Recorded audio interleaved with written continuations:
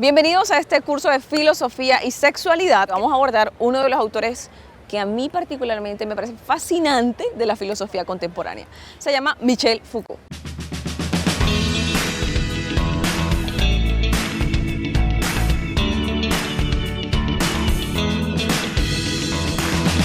Después que salgas de leer a Foucault, tú no vas a ver el mundo de la misma manera. Y que si tú pensabas que el sexo tenía que ver, o la sexualidad para ti tiene que ver con las revistas, con los cuerpos, con los gimnasios, con los levantes, con la ropa interior, con el maquillaje, no, con Foucault no. Porque Foucault está haciendo un análisis histórico, político y sobre todo un análisis poderoso de la sexualidad. Ustedes y yo vamos a estudiar la historia de la sexualidad, tomo 1, y ese libro de historia de la sexualidad habla básicamente de... Antes de hablar de eso, Foucault estudió las instituciones y una de las instituciones principales es la cárcel. Cuando Foucault estudia la cárcel, se da cuenta que esas formas en cómo funciona la cárcel son trasladadas a la construcción de la sociedad. Foucault es un crítico de la sociedad, por eso Foucault no va a estar muy de acuerdo con las instituciones. O sea, como para tirar chisme, Foucault no sería como un autor al que le gustaría sentarse a hablar con un gobernador, ni a escuchar planes de gobierno, tampoco se sentaría frente al médico porque digamos que son los discursos que Foucault cree que normalizan la sociedad y que nos han impuesto una manera para nada de emanciparnos, sino por el contrario, una manera de poder ser sujetos de discursos y sujetos de formas de control. ¿Se comprende? Categorías fascinantes para Foucault en historia de la sexualidad. Poder, sujeto, verdad, sexo. Lo único que yo te voy a pedir, por favor, es que leas. Si tú no lees, pues no vamos a tener una forma romántica y seductora de poder pensar de manera distinta. Entonces vamos a salirnos del lugar común de la sexualidad, del lugar común de los discursos y nos vamos a adentrar junto con Foucault en un viaje completamente diferente de lo que tú pensaste que era la sexualidad. Si tú te animas, vale la pena, así que me puedes acompañar, y si no, pues yo voy a tratar de que tú te viajes de manera que puedas comprender los conceptos y te entusiasmes con el autor.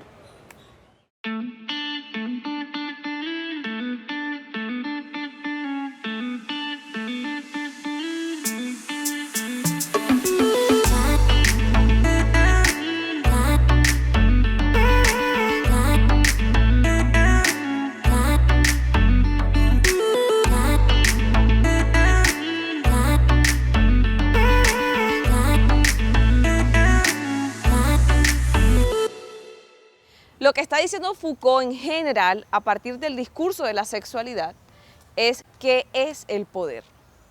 Bien, y cuando nosotros hablamos sobre qué es el poder, Foucault está diciendo que el poder, que siempre hemos pensado que es una cosa grande, omnipotente, que aplasta, que es jerárquica, que viene de arriba hacia abajo, que siempre el poderoso es el que más tiene, Foucault lo desbarata. ¿Dónde se constituye el poder? ¿Dónde se amarra el poder? En las relaciones de micropoder. Esas relaciones de micropoder están dadas en lo cotidiano, es decir, en la tienda, en el supermercado, en la señora que limpia el baño, en la que nos vende el almuerzo, en el profesor, en el papá de nosotros, que es el que organiza la plata de la mensualidad. Nuestra sociedad está fundamentada en lo normal y lo anormal. Lo que no es normal es anormal. Por eso tiene que normalizarse. Entonces, la familia es un discurso, es un dispositivo de control y de regularización, ¿cierto? El sexo es un discurso y todo discurso quiere decir lo que está escrito y lo que yo hablo sobre eso. Entonces, ¿qué es lo anormal? El loco es el anormal, el delincuente es el anormal, ¿cierto? Entonces, esas anormalidades tienen un lugar. La clínica, el manicomio, ¿cierto? La socialización es una manera de regularización de la sociedad. Tienes que entender las normas sociales para que tú puedas entrar a ser parte de una sociedad. Para Foucault, el poder, que es una fuerza multidireccional, que viene de arriba a abajo, en cualquier relación existe, es un discurso que está depositado en instituciones. Las instituciones, ¿cuáles son? El Estado, la familia, la iglesia, muy bien, la educación. ¿Qué hacemos en la escuela? Reproducimos discursos. El resultado de poder saber está en la verdad. Entonces el problema no es el sexo, el problema es cómo hemos construido una verdad del sexo y cómo hemos legitimado que esas formas en cómo nos han dicho que se produce el sexo es la forma correcta. ¿Se comprende? Por eso el gay queda por fuera, por eso el trans queda por fuera, por eso la lesbiana queda por fuera, porque no es lo normal, porque lo heteronormativo que es la familia perfecta, hombre, mujer, niño y mascota. ¿Cierto? Además, si tiene la parejita, niño y niña, es como si fuera más perfecta todavía. Pero si uno lo traslada a discursos más mínimos, ¿qué es ser un buen polvo? ¿Por qué los hombres viven con el temor del tamaño? ¿Ah? Ahora, si uno se va a otras cosas, los baños, hombres, mujeres, los comportamientos de las mujeres en sociedad, ¿qué es una mujer decente y qué es una mujer no decente? Entonces, ¿se es una mujer decente cómo? Si te sientas y cruzas las piernas, y eso es si no dice vulgaridades, si siempre estás bien vestida, si no te colocas ropa corta, porque la construcción que hemos hecho normativa de la mujer responde a unas ideas que están metidas en ¿dónde? Desde las instituciones, pero que van a templar a las cogniciones, porque no hay manera de salir del lenguaje, porque el lenguaje es lo constitutivo del discurso. Entonces, la sexualidad se escribe en un horizonte, y lo dice literalmente el texto, en un horizonte político. No es que vivamos reprimidos. Hablamos de la hipótesis represiva porque eso es lo que hace parte de lo que nos repetimos constantemente.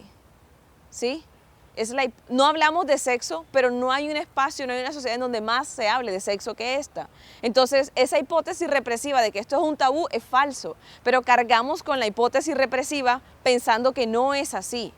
Pero permitirte la libertad de hablar sobre el sexo es normativo, porque ahora el poder seduce, es bonito, es atractivo, es otra manera de control. Antes no te permitían hablar de sexo y era represión. Y era control. Ahora te permiten hablar de sexo y es otra forma de control. Entonces ya no hablamos de un mercado o de un Estado que reprime, sino de la biopolítica. Es una política que gira en torno al control ¿de qué? De la vida. Entonces, antes hablábamos de la familia, la reproducción, ahora tenemos nuevas formas de familia, son nuevas formas de producción humana. ¿Se comprende? Es decir, ampliar la gama de sexualidades es ampliar la gama en la que el poder circula.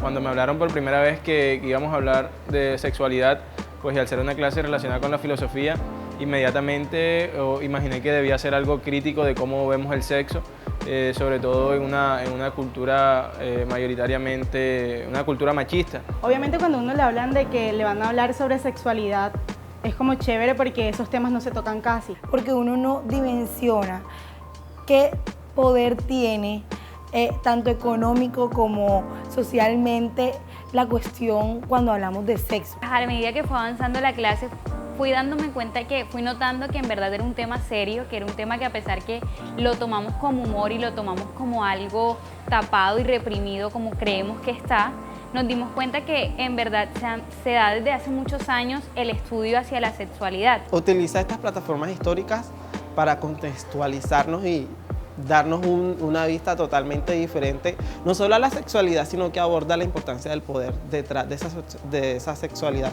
y de cómo nos manejan sin saber. Es algo discursivo, es algo limitativo, pero que tiene una razón de ser, y esa razón de ser se encuentra en la ley y en la historia del derecho.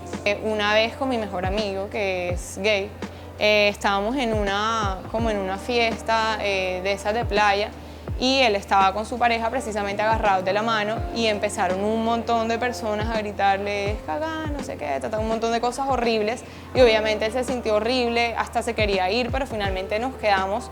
Pero es como todavía la sociedad ataca tanto este tipo de prácticas. Yo tengo un ejemplo y es que en mi familia todos son cristianos y nosotros, o sea, en mi familia nunca hablan de sexo, o sea, el sexo es un tema que no se toca porque Ellos sienten que si tú hablas de sexo te estás sobrepasando o sobrelimitando. Y en la lectura también se hablaba de eso, sobre cómo hay que tener muy bien en cuenta como de qué vas a hablar y de qué no puedes hablar.